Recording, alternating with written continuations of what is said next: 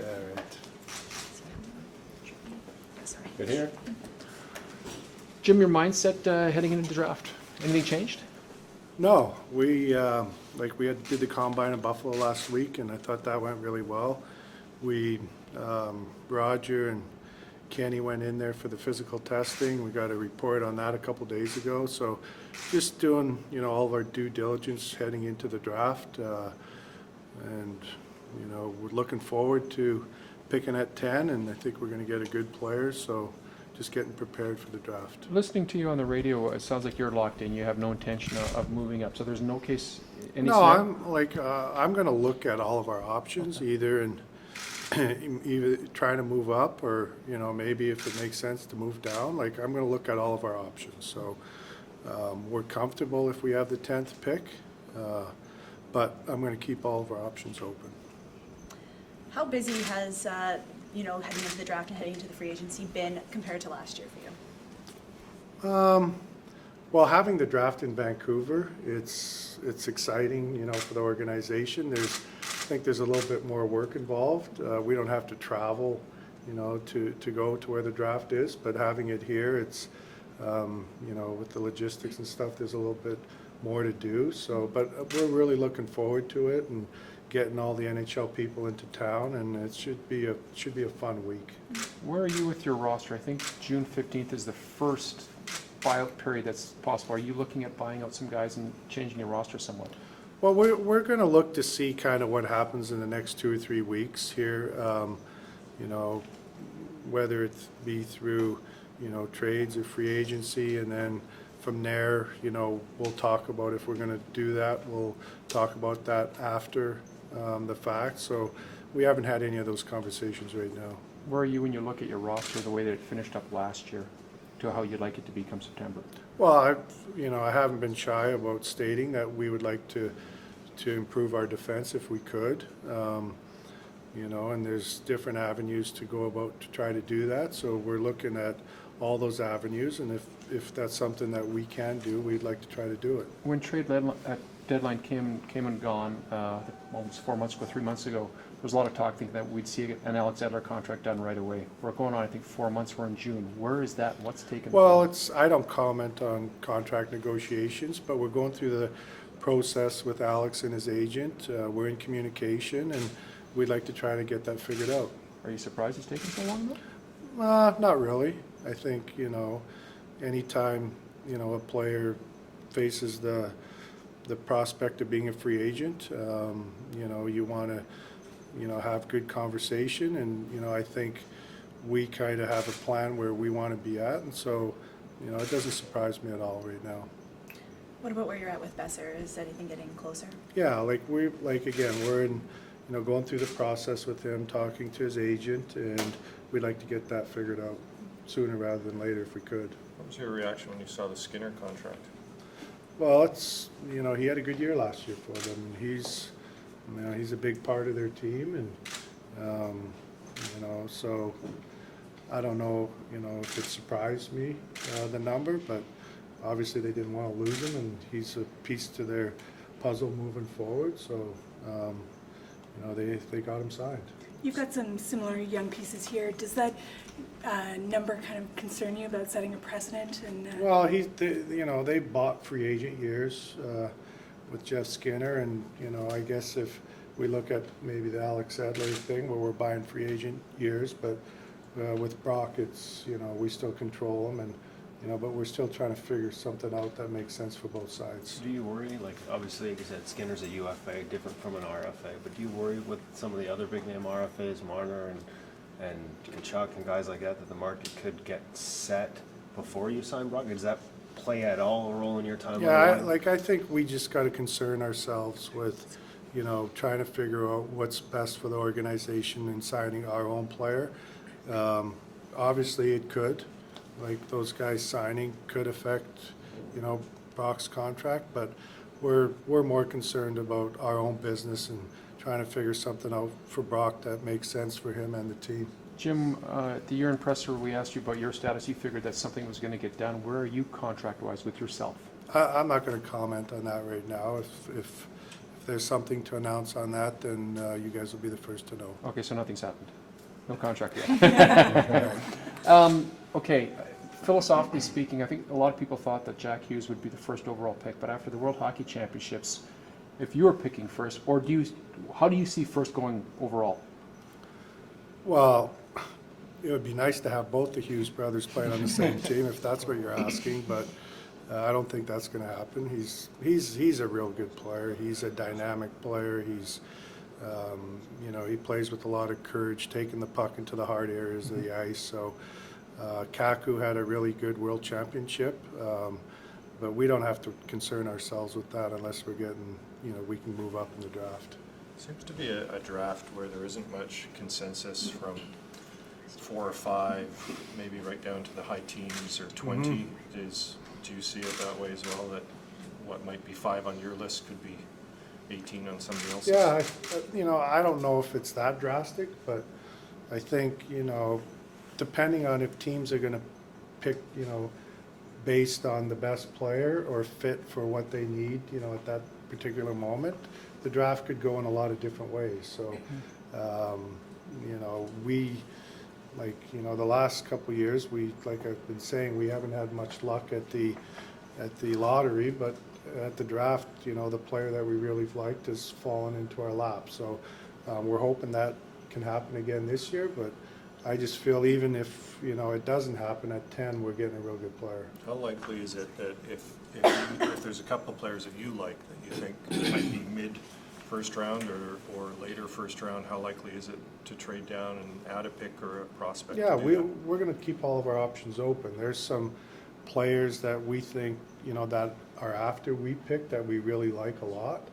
And so we're going to keep our options open. And if whether it's acquiring another pick, whether it's, getting a player that can help us now, there's some players that we like later on in the first round for sure. How much do you think you still need as an organization to add volume to your prospect pool and just get more guys in the pipeline? Well, if you look at our team last year, we're playing a lot of young players right now. We got some kids that are going to be developing in the American League that are going to continue to develop. I like our prospect pool right now, and with the 9 picks we have in this year's draft so far, I think we can add to it. Jim, as a general manager, what were your thoughts when you heard Louis Ericsson's comments at the World Hockey Championships in regards to his relationship with Travis Green, and how much does that concern you heading into another season with Louis? I'm not going to comment. I'm going to try to get a hold of Louis this week and speak to him as to what his intent of those comments were, but I'm not going to comment on what he said till I talk to him. Do you feel your team needs to get stronger, tougher, a little bit more protection come this Well, I upcoming think season? if you look at the playoffs, the big strong teams, you're playing every second night. It's tough, hard hockey. So if there's a way for us to get bigger and stronger and more physical, we're going to look at that. And see if it makes sense, and we'll do it. Jim, last week you mentioned Olea Levy would meet with team doctors. Yeah. And then he would So have progress. so I can comment on that. He went and met with doctors last week. He's cleared to skate, and he's going to start skating today. So it's all part of going through his rehab, and he's making good strides, and we're hopeful that he can continue to make good strides in his rehab. Trevor Zegras is a player that we talked to, said he had a good meeting with you guys at the Combine. Is he someone maybe this organization would be interested in bringing in for another pre-draft interview at some point? Yeah, I'm not going to comment on who we're bringing in. We're bringing in more guys to get to know them a little bit better. I'm not going to comment on who we're bringing in, but we'd like to bring in some more guys and get to know them a little bit better, and so we're prepared for the draft. The name that we always ask you about ever since he left is Nikita Triumphant. Mm-hmm. So I met with Todd Diamond last week in Buffalo at the Combine. We had a good meeting. Nikita's got 1 more year left on his contract. So we'd like to keep the door open for him to come back. But ultimately that's going to be up to him and his decision. Jim, why do you think it didn't work out for him the first time around, and what makes you think maybe that he could come back and be a success, a part of this organization, maybe a second go around? Yeah, I don't really know the reasons why. There's, obviously he had his reasons. He didn't really communicate. I think we did everything on our end that we could do to work with him, to convince him to stay. maybe, it's a maturity thing, and now he's gone back, now he's played 2 years, he's gonna play another year, and, maybe it's a maturity thing, and, we're hoping that, I thought he made good strides through that season, and he sees all the good young players that we have in our system and on our team right now, and I think, maybe he wants to be part of that group. Christine asked earlier about the draft and your excitement level. What excites you the most about it? And is it different for an organization hosting the draft, the way that you go about doing business?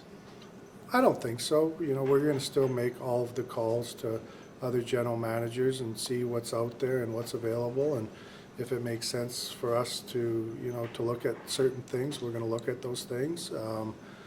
I think it's exciting for our fan base. We got a passionate fan base. They follow the kids in the draft, and they're going to be excited with the pick that we have at 10. Kind of building off what Jay just asked there, do you feel like there's any sort of added pressure to make a big move, make a splash in front of a hometown crowd? No, I don't think so. Like, whether, if we can try to move up and it makes sense to do that, we'll look at that. And, and like I said, we like some players that are rated after we pick, and if it makes sense to move down, we'll look at that too. So, I think our scouts have worked hard this year. We know the players. We've done our due diligence. We're prepared for the draft, and looking forward to it happening. How does this draft class compare to previous years?